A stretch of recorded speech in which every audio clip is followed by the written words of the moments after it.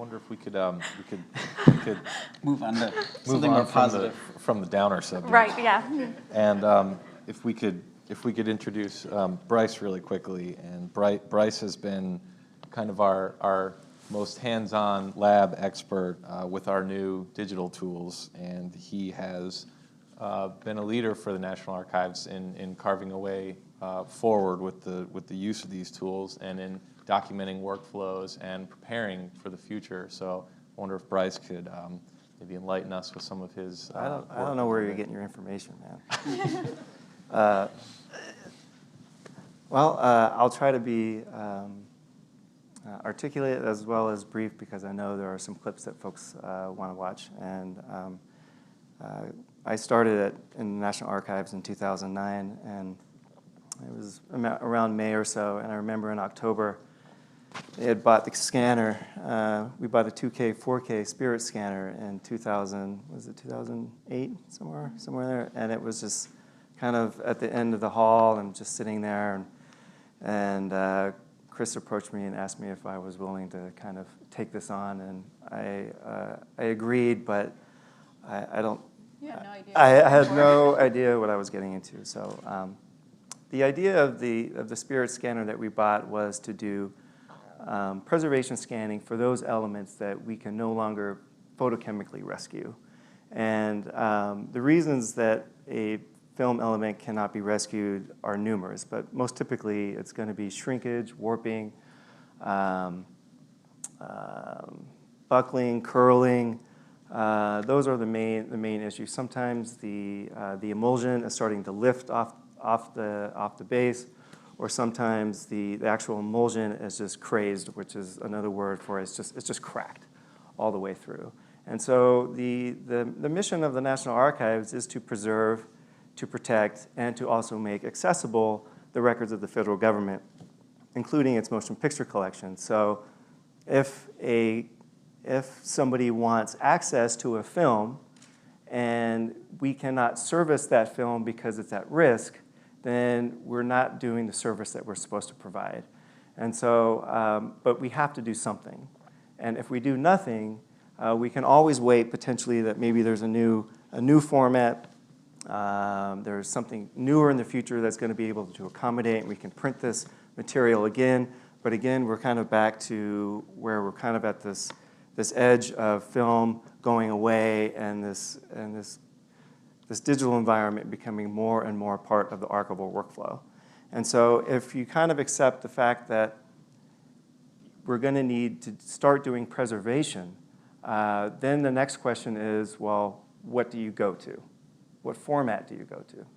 And the Spirit scanner, and I know I'm about 40. I'm about 40. I am 40, but almost 41. But and I know there's folks here that are my age and folks that are older, and we all went through the Betamax phase. We all went through, floppy disk phase. We went through the 3.5 floppy phase, and so we don't want to repeat those same kinds of mistakes going forward.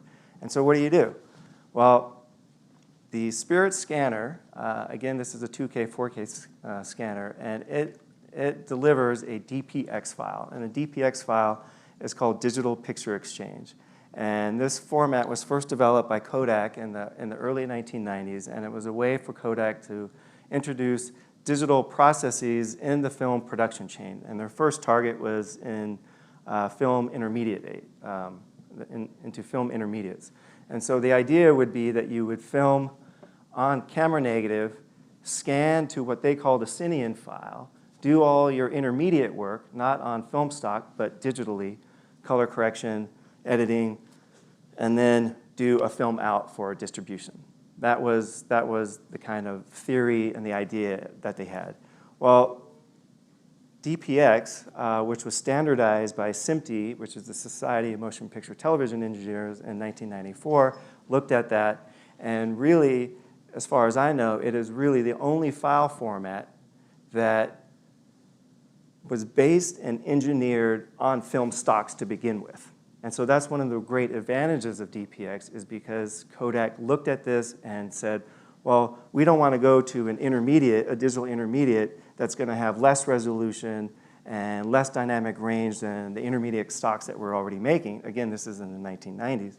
So they engineered this file to replicate and to mimic the characteristics that are inherent in the film stock itself. And what I mean by that is the contrast, the density range, the gamma, the sharpness, the luminance. So all of that, so when you're scanning to DPX, all of that information from the film is carried forward into the digital file, which is a great step forward.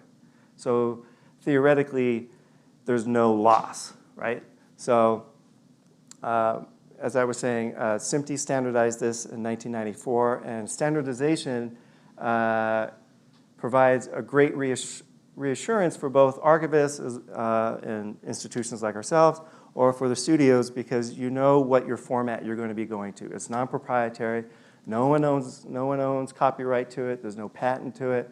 And so it's fully disclosed and transparent. So you're not tied to a vendor or a format, so you're stuck if that vendor goes out of business or that vendor gets bought out and the new company decides to discontinue that format. So it's completely open, and almost virtually every software and hardware that's out there now can manage DPX files, it can edit DPX files, it can read DPX files, and most importantly, going forward in the future, it can retrieve DPX files back out. Now that's provided that the storage mechanism that you were going to, if it's tape or spinning disks, that those files have been continually upgraded and migrated from one storage container to the next. But the file itself should be accessible. Now, just a little bit about the actual DPX file. The DPX file can handle 2K and 4K resolution, and really that file is, each single DPX file is a single frame of film. So not only does it not only is it engineered for the inherent characteristics of film, and it also mimics the structure of film. So film obviously is frame to frame. DPX sequence is also frame to frame. Now what that means is you create a lot of data that way, and DPX files are uncompressed. They're huge. So when we're talking about 2K resolution files, we're talking about 12 megabytes per frame. That sounds a lot if it's just one, but we're talking, I mean, film here, it's 24 frames per second. It accumulates pretty quickly and pretty vastly. So the 90 terabytes that Joe was talking about earlier, that's a lot, but it's nothing if we're going strictly to all digital environment. It's nothing. So now when we're talking about 4K resolution, we're talking about 48 megabytes per frame or per DPX file. So now resolution is really pixels. So when you're scanning at a 2K resolution, you're pretty much creating, when you're scanning at 2048 by 1556, you're creating about each frame for 2K, again, is 12 megabytes, but there's over 3 million pixels in that frame. Now, when you're scanning at 4K, again, that's a 48 megabyte per frame. It's over 12 million pixels per frame, so it's 4 times as much. Now, to give you some idea of what you guys are going to be seeing tonight, and it's pretty short. What you're going to be seeing tonight are only 3-minute clips, and everyone else has got their paper out. I'm going to get my paper out. So I got a couple facts for you. So we had scanned, you're only going to be seeing you're going to be only seeing 3 minutes of Ava Braun tonight, which is off of Reel 2. And when we scanned all of Reel 2, that resulted in about 7,700 frames. And that is about 450 gigabytes. Now that reel is only 30 minutes. And we've got 9 reels of that stuff. And that's just the Ava Braun stuff. Now you talk about all the 16 material that the National Archives has accumulated, that the Defense Department generated, that NASA is knocking on our doorstep to deliver those shuttle-sized trucks. and all of the 16 and 35, it starts getting really enormous. Now, you're also going to be seeing 3-minute clips from Negro Soldier tonight and Let There Be Light tonight. And we scanned the full feature of Negro Soldier, which was 5 reels, and that was over 59,000 frames, 705 gigabytes.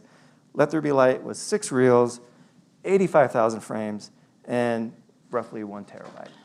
So we've got our work cut out for us. And so the advantages of digital in terms of doing color correction, for distribution, for access is enormous and welcoming.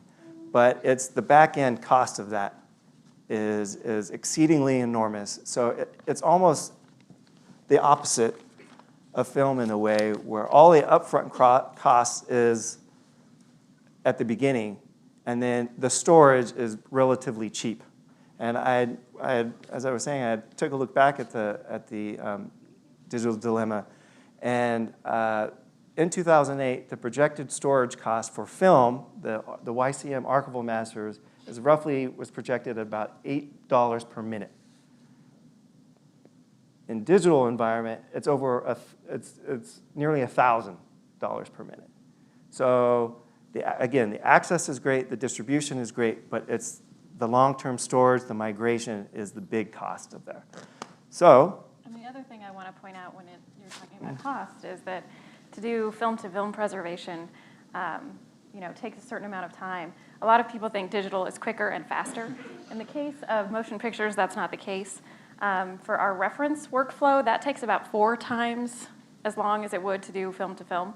And in the case of doing the high intrinsic value digitization projects, it's taking,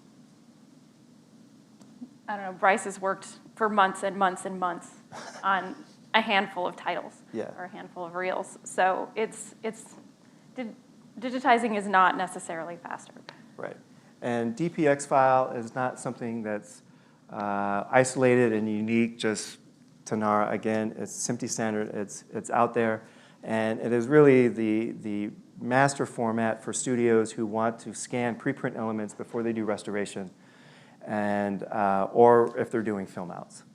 And so I think that was about all I had to say. You think it's time to kind of watch some clips? Why don't we introduce some of the clips? Okay. What I thought we would do is watch some clips. We were going to show one, and then I'll talk briefly about the condition and what I was doing with this particular title, and then go to the next one and just kind of repeat the 3. I would rather not talk over the title, so I'd rather have you all kind of see for yourself.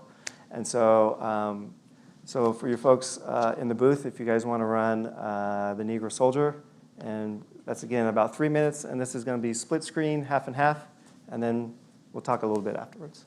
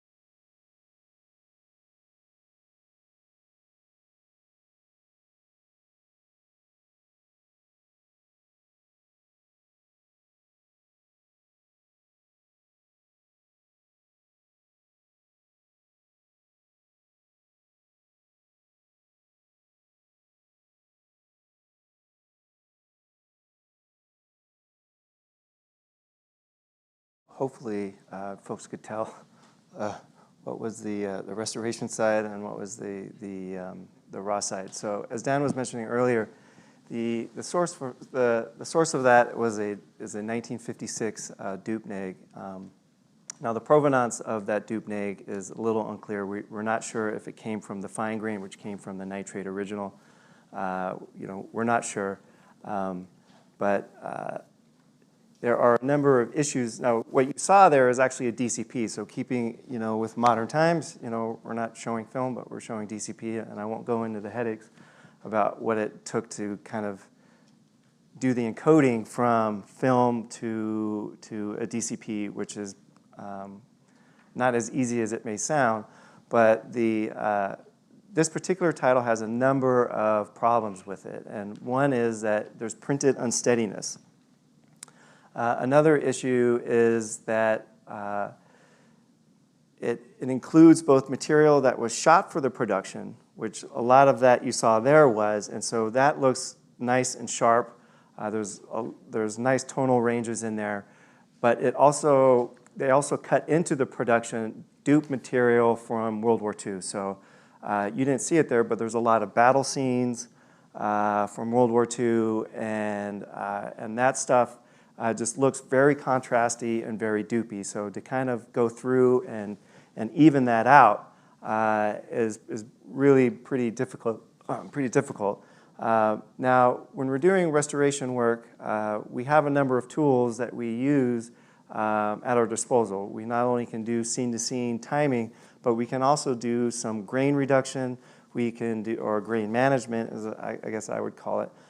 You can do some scratch removal, dirt removal, and in this case, for the Negro soldier, we were able to kind of take the unsteadiness that's printed in. It just always just slightly bounces like that and just kind of static it, and so that really helps with the viewing environment. I guess I'm trying to think of what else with that title. I really like the old wipes in there when you see, and the dissolves when you see those trains. And again, this was from a 56 negative, and I'm still working on this title, so I will be at work tomorrow, so hopefully we'll finish it up. Coming up, and Dan will probably mention it at the end, but on November 7th next month, we're doing a full screening of both of Negro Soldier and Let There Be Light, which we'll be seeing next. So I have to finish getting those titles ready to go, but those should be done by the end of the week. So we'll take a look at Let There Be Light here in a second, but not all film was produced the same, so I'll talk a little bit about Let There Be Light, but you can't approach preserving and restoring a title the same way for everything. And so we'll talk a little bit about the differences with Let There Be Light, so if you want to roll that one.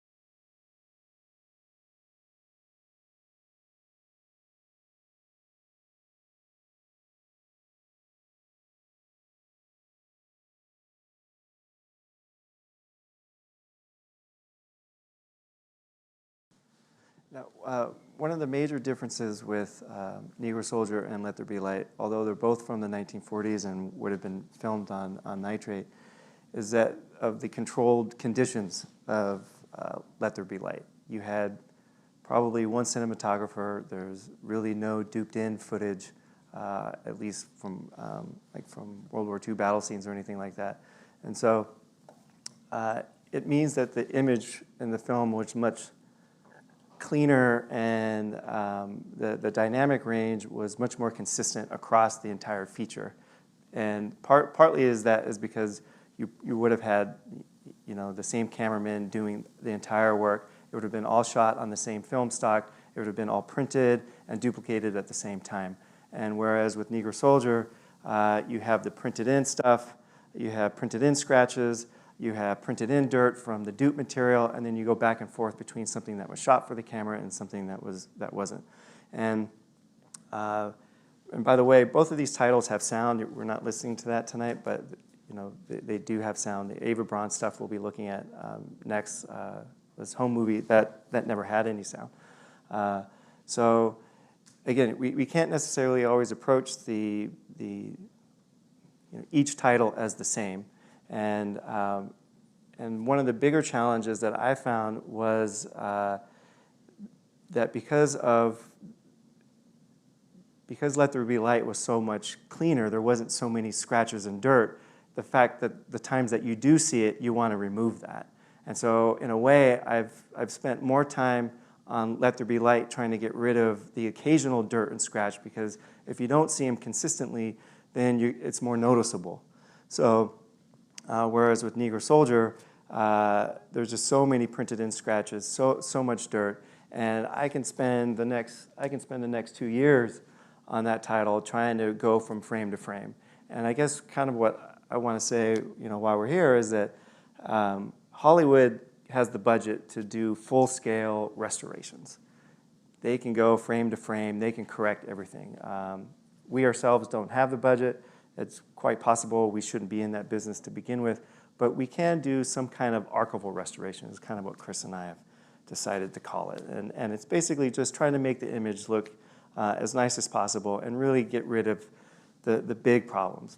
And what we try to do is not try to impose too much of ourselves into the restoration. That would be the absolutely last thing you'd ever want to do.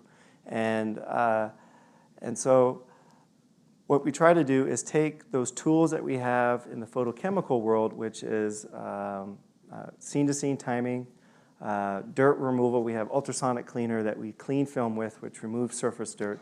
We've got a wet gate printer that we use to remove scratches. And so we try to take those same tools that we have in the photochemical world and replicate that and use that in the digital environment. Now given that, those tools are much more aggressive and powerful in a digital environment. So whereas if you have a scratch on a negative and you wet gate that, you can minimize that in the new print that you go to. But if you have printed in scratches, you can't remove that photochemically anymore. So whereas in a digital environment, you have the opportunity to do that. So there's much more opportunities to both correct things, but also many more opportunities to do some harm. You can impose too much of yourself on there. If you're too aggressive with the dirt tool, you can start taking out information that you don't want. And so, I like to think that I haven't done that, but it's something that you have to kind of be aware of when you're doing this kind of work. So if you want to roll the last clip, now this is Ava Braun's part of Reel 2 from some of the home movies that she filmed. This particular scene you'll be seeing is with her and Adolf Hitler, and they're there at the Eagle's Nest there in Bavaria. And I think it's circa late 38, 39, somewhere in there. And so this is color, and then we'll talk briefly about it afterwards.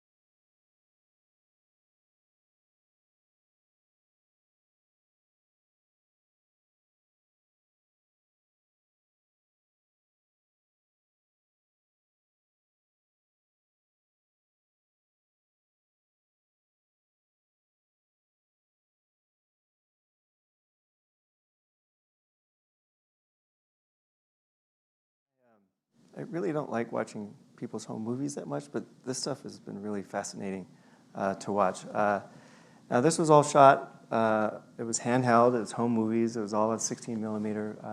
It includes both Kodachrome stock as well as Agfacolor stock. And so you can see that there's just a constant unsteadiness in there. And that's part of the record. It was shot as a home movie.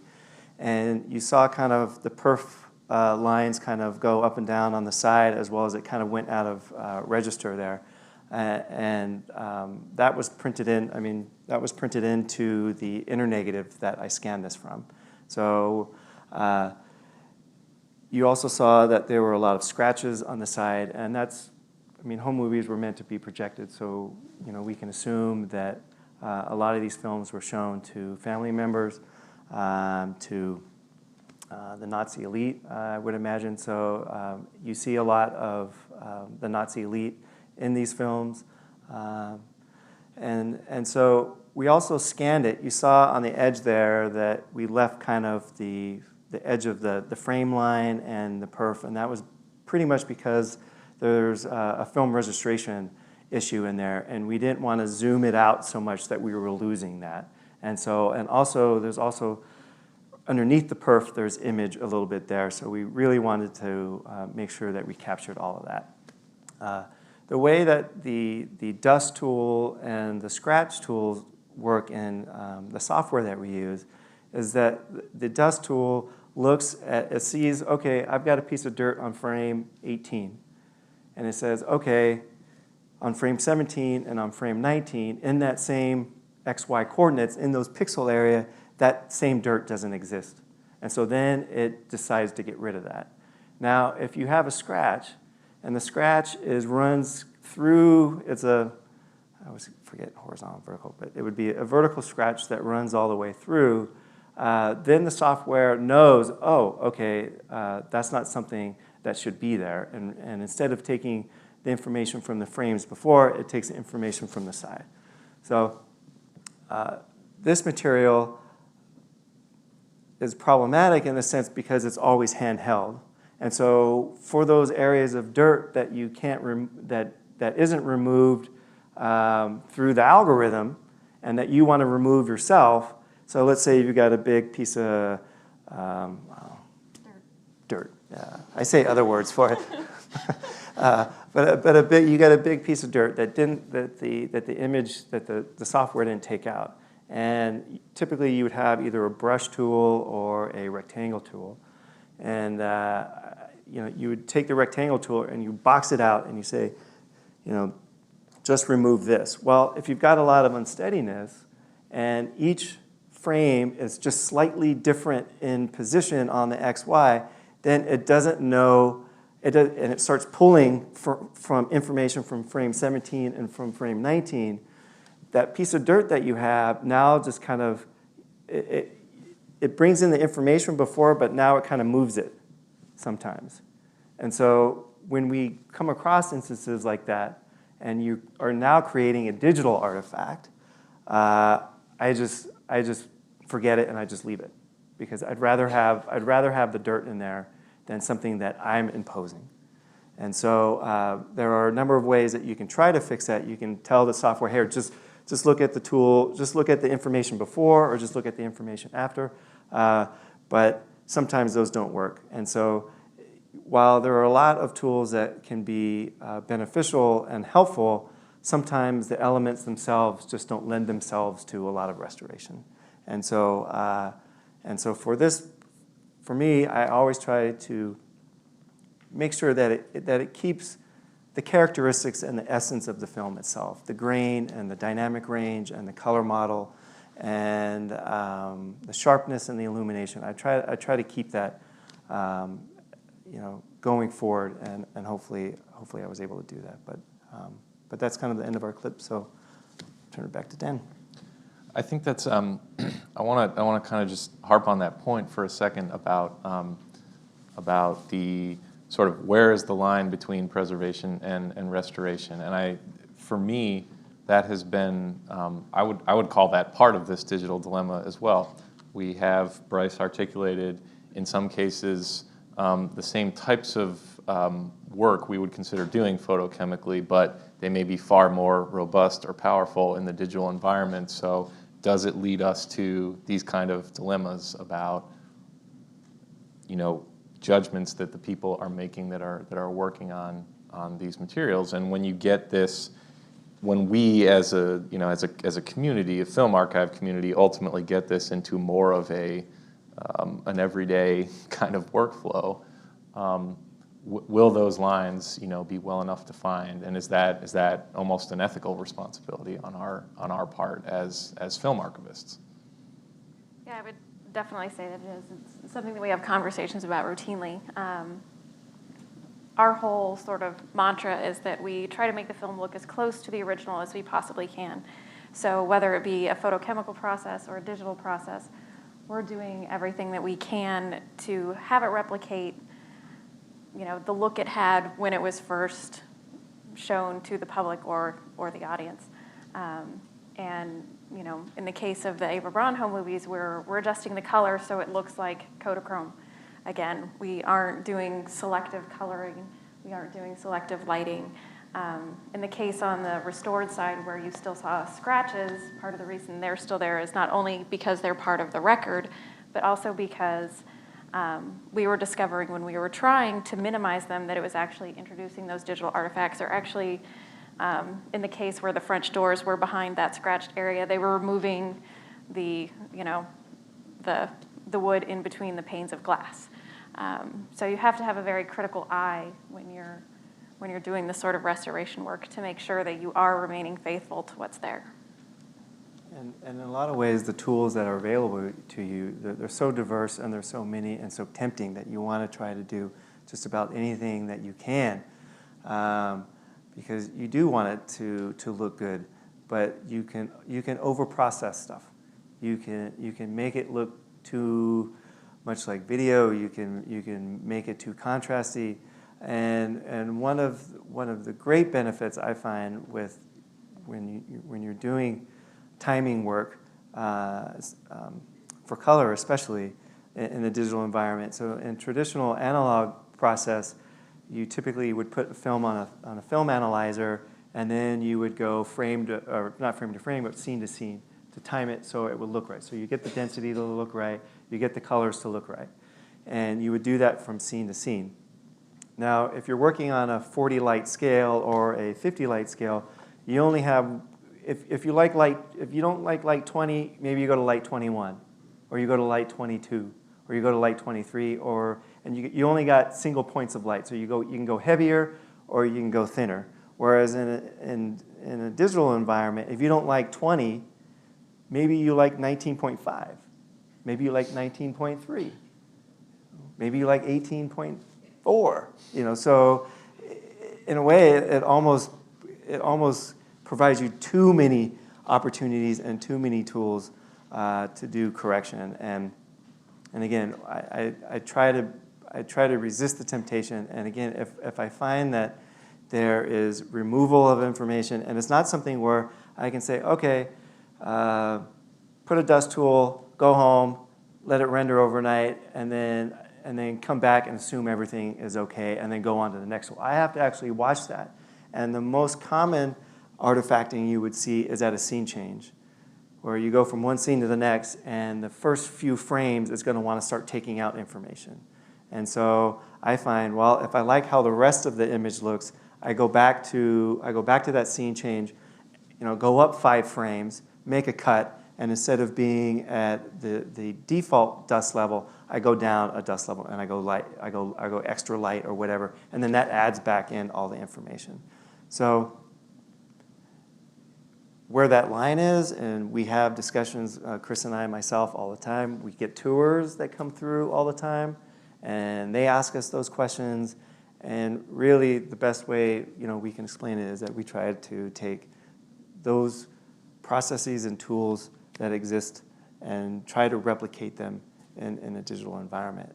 Now, can you go too far? Oh yeah, but it's honestly, I don't know where that line is. I think it's something that we're all going to continue to have to work towards, defining a line and being able to justify what the line is. But I do want to be clear and say that when we do begin to embark on film preservation and scanning, so for those elements that cannot be rescued photochemically, we're going to scan those as a raw file, and that exists as it is. There's no correction, there's no scratch removal, there's nothing. It's the raw file, it's the straight transfer. And we're not going to do anything with that. What you're seeing here is what Chris and I call like high intrinsic value material, stuff that we want to show, stuff that's used quite a bit that we want to show for screenings, and so we'll put the time in to kind of make the image look exhibition quality.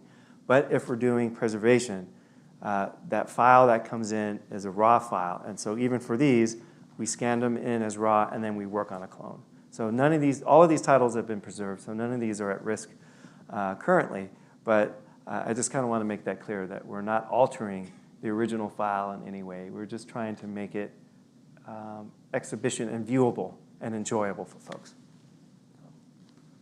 I'd like to give the audience an opportunity if they want to maybe ask some questions of the panel members as well. Are there any questions from the audience that we could potentially field for you?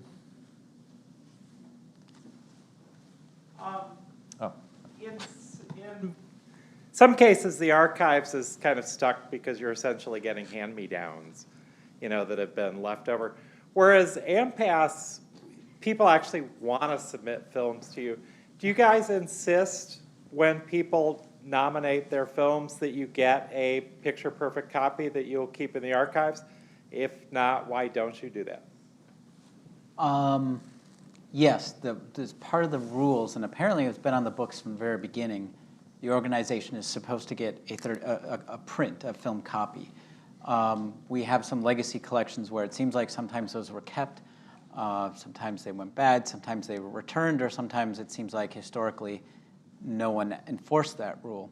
Since the early 90s, we have been very careful about that. We screen everything, and if it's not up to quality, we do, expect the studio, it's usually the studios, to replace that print and give us a good copy. So yes, every year, 35 millimeter prints in a big long row, they come into us as part of the nomination process. The films that are nominated. I wish we could keep every film that was submitted for it, but that would be thousands of titles. So yes, but that's something we've only done, like I said, in the modern era. So for those, 85 years before, 70 years before that modern era, our collection is kind of spotty on those titles. So that's a lot of the work I do, calling those filmmakers. We should have a copy of your film, but we don't. So do you know where it is? Can we help to preserve it? That kind of thing. Can you talk a little bit about your digital asset management and workflow with metadata, and in terms of moving forward, how you're going to make, even though you were talking about your file format being adopted by the various, overseeing powers that be, how can you ensure that 50 or 100 years from now? I mean, on the still photo side, they certified, Kodak Gold CDs were going to be the standard forever, and then after CS2, they said they were going to not support that anymore. How can you ensure, with your digital preservation, that what you're saying is going to be good forever is actually good forever? That's the question I didn't want to. that was a question that I knew was coming, but I'm good at it. Well, at this point in time, motion picture digital preservation is something that we haven't embarked upon, primarily because that specific infrastructure is not yet in place. So when we talk about the high intrinsic value process, those are files that we're keeping in a locally managed environment at this point. We are looking into different options as to how to best preserve and keep this and manage those files for the long term. Part of it is that NARA's current structure is primarily set up for static images, raster images, those sorts of things, and we've got a system in place for those sorts of things. But the volume of data that we could create and the difficulty in managing those sorts of files is something that we're working with other institutions to investigate. We're close partners, not only with people like AMPUS, but Library of Congress. Bryce and I are both members of FADGI, which is the Federal Digitization Federal Agency Digitization Guidelines Initiatives Group. And we're actually kicking off the motion picture scanning group this coming winter to address these specific issues. We're also members of MIA, as well as on the technical committee for the International Federation of Film Archives, and these are all institutions that are struggling with the exact same problems that we are. So we're kind of hoping as a community to come up with a good way to address those. Is the same for the Academy? Yes. The digital repository that we're putting it into right now is intended as storage and long-term preservation, but that exact same issue is something we're struggling with in part, and this is the institutional issue, is that when you talk about digital asset management systems, then every department has their own silos of information, their own ways they want to do things, and again, with motion picture, moving images, it's not the same as the other departments, so that's something where, the repository is meant to keep that data safe for longer short term, and then the management of it is something we're working out right now. It's one of the most, that's the dreaded question because it's so difficult to deal with.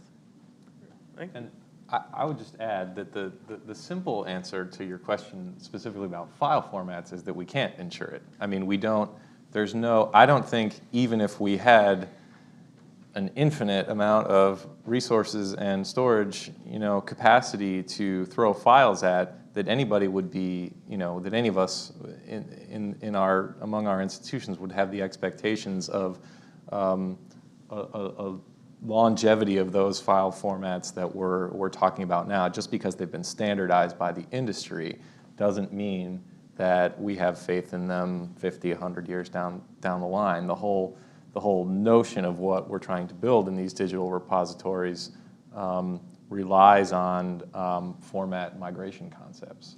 So there's no simple answer to that question other than we wouldn't be relying on one particular format for more than X amount of time, and I don't know that the industry has come up with what that amount of time is right now. But I think it's safe to say that it's always going to change. The biggest constant would probably be change. Well, and Bryce pointed out the excellent qualities of DPX files, which are vast in number, and it's been standardized for 20 years at this point. But now a lot of people are moving towards something new called ACES, and that's something that we're going to have to investigate further and determine how we're going to build that into our workflow, if it's even appropriate to, given the robust structure of DPX files. So there's a lot of research and development and questions. Thank you. I hate to cut off any further questions, but I'm being told that we're out of time. So I want to say thank you very much to Chris and Bryce, and thank you to Joe for being here with us tonight and visiting the archives and sharing information about the Academy with us. And thank you all for coming.